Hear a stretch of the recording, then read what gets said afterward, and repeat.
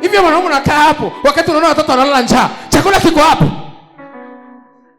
Unapindua meza. Shida kwenye ndoa tumekaa tayari kwa ugomvi. Tumekaa tayari kwa nini? Kwa ugomvi. Tunatafuta mlango kwa wapi? Mke anakaa namna hii. Yaani ukimkuta ndio. Lakini ukijaribu kumfuatilia yuko? Tusikae kingumi. Tumeshakubali kuishi pamoja. Tuachana na vingine vyote.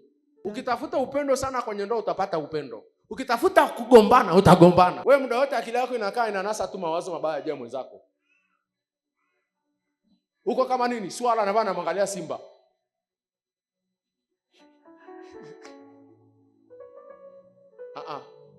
Tumeamua kuishi pamoja. Hivi vingine vya kusababisha magomvi achana navyo. Na sisi wanaume wengine Mungu ametubariki. Wanaume wengi Mungu ametubariki. Leo niwaambia wanawake. Wanaume wengi Mungu ametubariki. Kuna muda tunavipuuza vingine. Mbona sasa unijibu? Sasa usikujibu. Nikikujibu unaweza kusababisha nini? Magomvi. Kwa kuna muda wanaume wengine inabidi wakalale au akaangalia mpira. Au inabidi waende kukaa na marafiki huko. Achelewe tu aje nyumbani. Sababu anajua akifika pale itapigwa nini? Debe. Na hakuna mwanaume anataka debe ndani ya nyumba. Debe tupu, kelele. Mwanaume ni mfalme. Mfalme hataki kelele. Wanawake nataka muelewe hicho kitu. Wanawake mnataka kuelewa hicho kitu. Mnataka kunielewa? Sema mimi na nguvu. Amen. Mwanaume ni mfalme. Mfalme hataki kelele.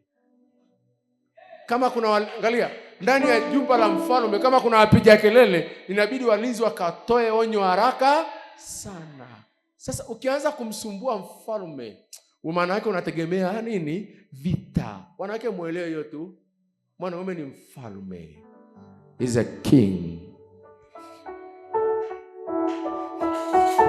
Yaani hakuna namna. Wanawake tu mnisamee. Wanawake mnisamee. Hakuna nano utaacha kuelewa hiyo kitu. Kama unataka kuishi na mwanaume ni is a king. Naye mwanamke ni nani? Ni malkia. Na malkia lazima tu jifunze kupiga magoti. Hata kama hicho kiuno ni kigumu kama vile kimenini, kina mti mkavu. Yaani jifunze tu kushuka.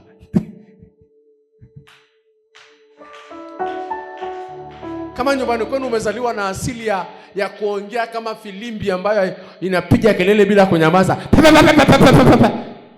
Ukiolewa jifunze hiyo filimbi kuiweka chini. Jifunze kuikatia chini. Kwa sababu mwanaume ni nini?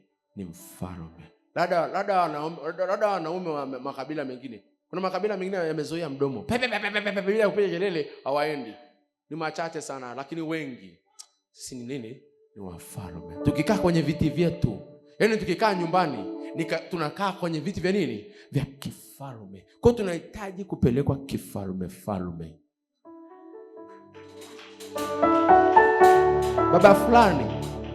Baba fulani leo chumvi imeisha. Kuna shida. Unaenda kwenye drawer pole kachukue. Baba fulani au mai, sijui sweet. Unajua leo hakuna chakula. Sijali. Songesha hata kwenye simu hapo. Haya majibu yanakuja mazuri kwa sababu unamjibu nini? Unamwongelesha nini? Kifalme. Sasa njoo na hiyo asili ya nyumbani kwenu. Hivyo mwanaume unakaa hapo wakati unaona watoto wanalala njaa. Chakula kiko hapo. Unapindua meza. Unafanyaje? Usipindue meza please. Njoo kwa mfalme. Njoo kwa nani? Mume wangu, pole. Asante mke wangu. Umechoka leo? Vua hivyo viatu. Vua na hilo koti.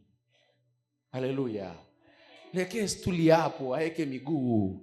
Au leta maji ya moto hapo, aeke kwenye karai, miguu iendelee kukandwa. Kama una jambo la siri ambalo ni kubwa unataka, unakuja ukigusagusa kwenye mabega taratibu. Mfalme taratibu unampelekea maneno taratibu. Uone kama itatolewa.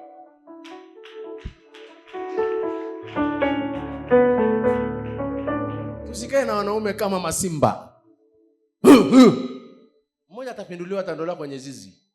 Shalom.